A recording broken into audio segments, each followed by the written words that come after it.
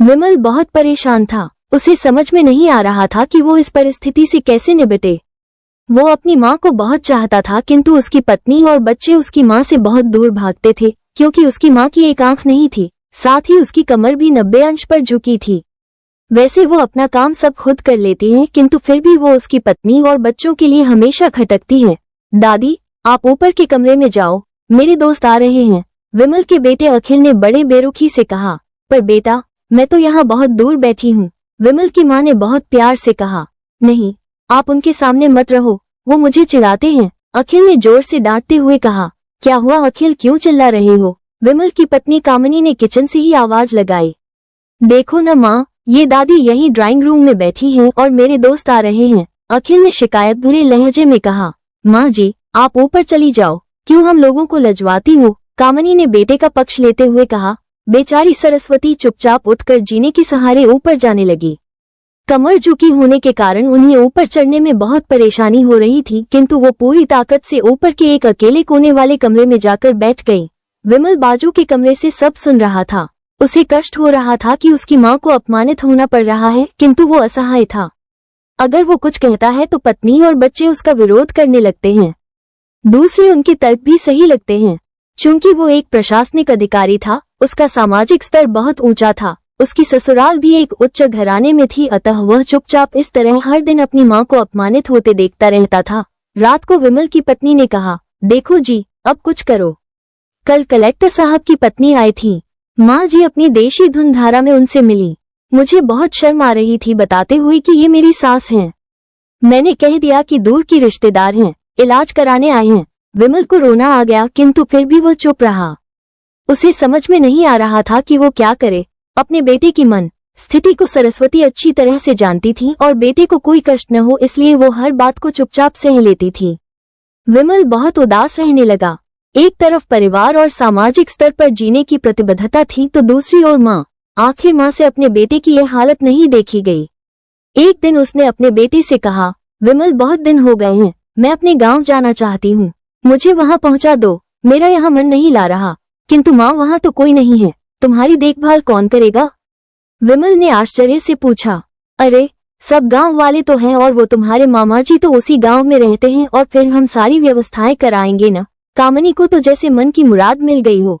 हाँ बेटा, बहू सही कह रही है, सरस्वती ने लंबी सांस लेते हुए कहा।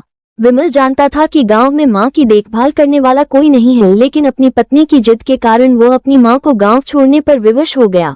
माँ को गांव छोड़कर आते वक्त उसे रोना आ रहा था तथा अपनी बेबसी पर गुस्सा भी आ रहा था, किंतु परिवार, पत्नी और समाज ने उसके इन मनोभावों को दबा दिया और वो सुकून सा महसूस करने लगा। कुछ दिनों के बाद उसके चाचा, जो अमेरिका में रहते थे, आने वाले थे। जब विमल बहुत छोटा था, उसके पिता जीवित थे तब वो भारत आए थे और उसके बाद वो अब भारत आने वाले थे। पूरा परिवार और आस पड़ोस बहुत उत्साहित था।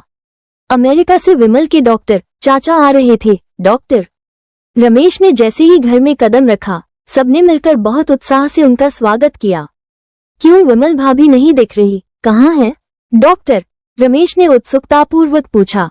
जी, वो गांव में रहती हैं, यहाँ उनका मन नहीं लगा, कामिनी ने सपाट लहजे में उत्तर दिया। डॉक्टर रमेश ने विमल की ओर देखा तो विमल ने अपनी आंखें झुका ली। डॉक्टर रमेश सब समझ गए, बोले, कल हम भाभी से मिलने गांव चलेंगे सब लोग। दूसरे दिन सभी लोग गांव के घर में पहुंचे। देखा कि सरस्वती को बहुत तेज बुखार है और वो पलंग पर असहाय पड़ी है। डॉक्टर रमेश दौड़कर सरस्वती के पास गए, उनके पैर छूकर रोने लगे। सरस्वती की ये हालत उनकी कल्पना से परे थी। वाह बेटा विमल, तूने तो नाम उजागर कर दिया। अपनी माँ की ये हालत देखकर तुझे तो शर्म भी नहीं आ रही होगी। डॉक्टर रमेश ने विमल को लगभग डांटते हुए कहा। नहीं देवर जी, विमल का कोई दोष नहीं है, मैं खुद गांव आई थी। सरस्वती ने अपने बेटे का बचाव किया। मुझे सब पता चल गया। भाभी, आप चुप रहो। क्यों बहू, तुम्हें अपनी सास की कुरूपता पसंद नहीं है? समाज में तुम्हें नीचा देखना पड़ता है ना? डॉक्टर रमेश ने कामिनी की ओर व्यंग्य से देखा। कामिनी निरुत्तर होकर विमल को देखने लगी। आज तुम जिस सामाजिक स्तर पर हो, वो इन्हीं के संघर्षों की देन है। और बेटा विमल, तुम्हें शायद मालूम न हो कि बचपन में जब तुम 1 साल के थे तब छत से नीचे गिरने के कारण तुम्हारी एक आंख फूट गई थी और तुम्हारी रीढ़ की हड्डी में भी समस्या थी।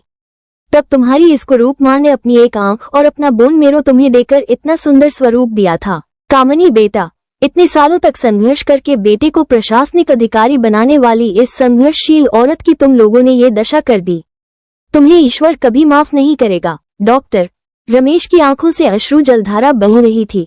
अब भाभी, आप मेरे साथ अमेरिका जाएंगी, यहाँ इन स्वार्थी लोगों के बीच नहीं रहेंगी। डॉक्टर रमेश ने सरस्वती से कहा, विमल को तो काटो तो खून नहीं था। डॉक्टर रमेश जो उसके चाचा थे, उन्होंने जो राज बताया उसके बाद तो विमल को यही लग रहा था कि उससे ज्यादा पापी इंसान इस दुनिया में कोई और है ही नहीं। वो दौड़ता गया और माँ सरस्वती के कदमों से लिपट गया। माँ, मेरा अपराध अक्षम्य है। मैं जानबूझकर चुप्पी साधे रहा, आपका अपमान करवाता रहा। अब सिर्फ आप ही उस घर में मेरे साथ रहेंगी और कोई नहीं। विमल ने आग्नेय दृष्टि से अपनी पत्नी और बच्चों को देखा। कामनी को भी बहुत पश्चाताप हो रहा था, किंतु उसकी हिम्मत नहीं हो रही थी कि वो सरस्वती से आंख मिलाए। सरस्वती ने कामनी की मन स्थिति को समझकर उसको पुचकारते हुए अपने पास बुलाया और विमल को डांटते हुए कहा, खबरदार, जो मेरी बहू को मुझसे अलग करने की कोशिश की तो तुझे ही घर से बाहर निकाल दूंगी। कामनी और बच्चों ने सरस्वती के पैर पड़ते हुए अपने व्यवहार पर माफी मांगी और मां के हृदय ने सबको माफ कर दिया।